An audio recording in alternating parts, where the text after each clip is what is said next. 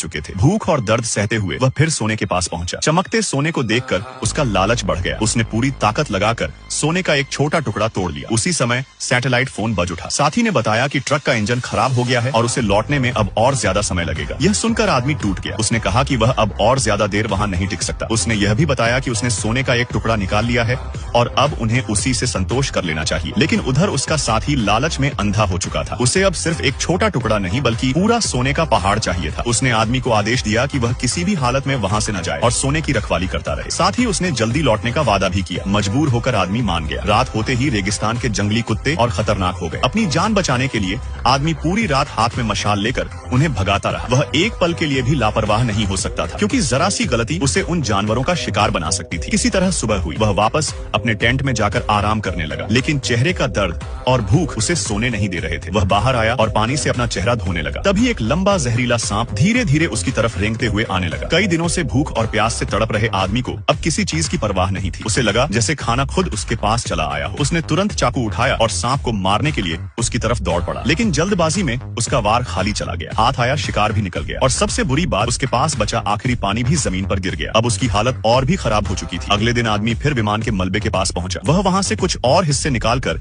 अपने टेंट को मजबूत बनाना चाहता था, लेकिन तभी उसने दूर एक इंसानी आकृति को अपनी तरफ आते देखा। यह देखकर वह घबरा गया। वह तुरंत विमान के अंदर छिप गया और जल्दी जल्दी सोने का टुकड़ा छिपाने लगा। फिर खुद को सामान्य दिखाते हुए बाहर निकला और ऐसा दिखाने लगा जैसे वह बस कबाड़ इकट्ठा करने वाला आदमी हो। पास आने पर महिला ने उससे पूछा कि वह इस वीराने में क्या कर रहा है। उसने सांप का जिगर निकालकर आदमी को खाने के लिए दिया, लेकिन आदमी ने मना कर दिया। तब महिला जानबूझकर उसके सामने पानी पीने लगी। वह बड़े बड़े घूंट भरते हुए आवाजें निकाल रही थी ताकि आदमी की प्यास और बढ़ जाए। असल में वह समझ चुकी थी कि आदमी कोई बड़ा राज छिपा रहा है। उसने उससे असली वजह पूछी कि वह यहाँ क्या कर रहा है, लेकिन आदमी भला सोने के पहाड़ का सच कैसे बताता। जब आदमी लगातार बात छिपाने लगा तो महिला सीधे उसके कैंप की तरफ बढ़ने लगी। उसे पूरा यकीन हो गया था कि वहाँ कुछ छिपा हुआ है। यह देखकर आदमी घबरा उठा। वह दौड़कर उसके पीछे गया और बोला कि वह विमान का मलबा उसे दे सकता है। उसने कहा कि वहाँ अच्छा ठिकाना बन सकता है। इतना कहकर वह वापस लौटने लगा, लेकिन महिला फिर भी पीछे पड़ी रही। वह लगातार सवाल पूछती रही। आखिरकार आदमी अपना आपा खो बैठा। वह जोर से चिल्लाया और महिला को वहाँ से चले जाने को कहा, लेकिन तभी प्यास और कमजोरी के कारण उसकी हालत बिगड़ने लगी। मौका देखकर महिला तेजी से उसके कैंप की तरफ भागी